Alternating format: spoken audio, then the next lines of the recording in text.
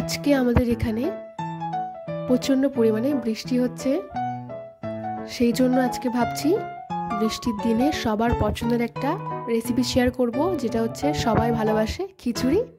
তো আজকে বানাচ্ছি খিচুড়ি বেগুন ভাজা, আর তার সাথে আমি অ্যাড করেছি এখানে আলু ভাজা আর পাঁপড় ভাজা। চলুন দেখে নেওয়া যাক।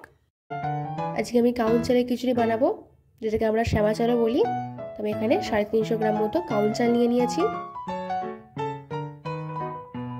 কাউন চালটাকে ভালো করে আমি ধুয়ে নেব। কাউন চালটাকে ধুয়ে আমি সাইডে রেখে দিয়েছি। এদিকে আমি 150 গ্রাম মতো মুগের ডাল নিয়েছি। মুগের ডালটাকে আমি ভালো করে ভেজে নেব। নাড়িয়ে চাড়িয়ে ভালো করে ভেজে নিয়ে আমি এখানে জল দিয়ে প্রথমে মুগের ডালটাকে ধুয়ে নেব। ভালো করে ধুয়ে নেওয়ার পরে আমি আরও ওদের 2 গ্লাস পরিমাণ জল দিয়ে ডালটাকে প্রথমে সেদ্ধ করে নেব। আর মাঝে মাঝে ডালটাকে একটু নাড়িয়ে চাড়িয়ে দেবো, ডালটা নিচে বসে না যায়। ততক্ষণ ডালটা সেদ্ধ হচ্ছে, এদিকে আমি আলু ভাজার আলু কেটে নিয়েছি। এদিকে আমি বেগুন ভাজারও বেগুন কেটে নিয়েছি, নুন হলুদ মাখিয়ে নিয়েছি। এবারে আমি বেগুনগুলোকে এক এক করে ভেজে নেব।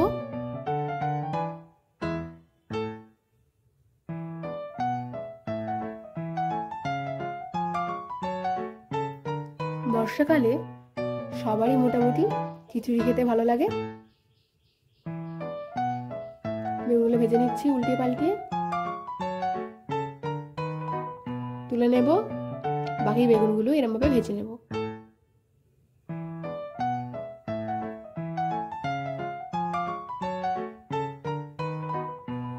এবারে তুলে নেব, ভাজা হয়ে গিয়েছে।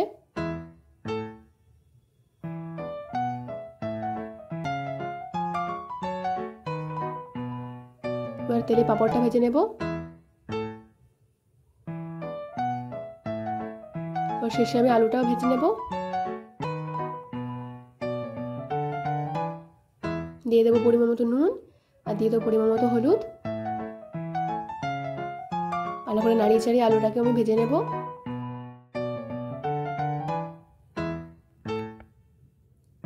আলু ভাজা হয়ে গিয়েছে, বাটিতে তুলে নেব। আমি ডালে আরো খানিকটা জল দিয়ে দেব।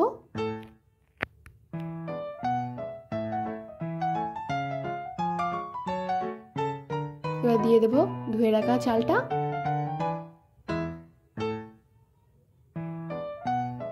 চালটা দিয়ে ভালো করে নাড়িয়ে চাড়িয়ে ভালো করে ফুটিয়ে নেব। ফুটে গিয়েছে চালটা, এবার দিয়ে দেবো ওতে পরিমাণ মতো নুন, পরিমাণ মতো হলুদ আর পরিমাণ মতো লঙ্কার গুঁড়ো দিয়ে ভালো করে নাড়িয়ে চাড়িয়ে নেব। দিয়ে দেবো পরিমাণ মতো চিনি।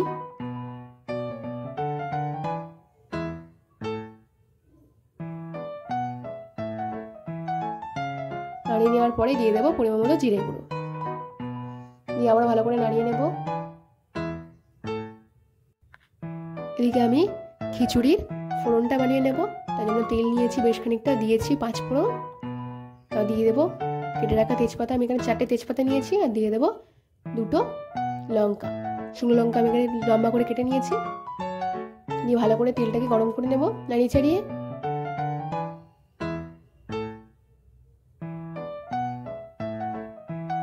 তেলটা বেশ গরম হয়ে গেছে, এবার আমি খিচুড়িতে দিয়ে দেবো। দিয়ে ভালো করে খিচুড়িটাকে নাড়িয়ে নেব।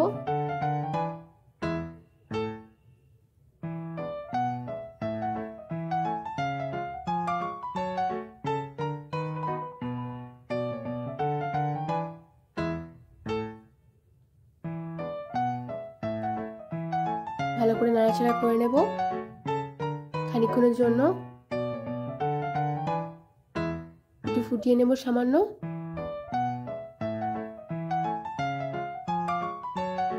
ব্যাস, আমাদের খিচুড়ি রেডি। থালায় নিয়ে ঢেলে নেব। দিয়ে দেবো আলু ভাজা, দিয়ে দেবো বেগুন ভাজা, এবার দিয়ে দেবো পাঁপড় ভাজা। আমাদের আজকের রান্না খিচুড়ি বেগুন ভাজা রেডি। ভালো লাগলে অবশ্যই লাইক, কমেন্ট এন্ড শেয়ার করবেন।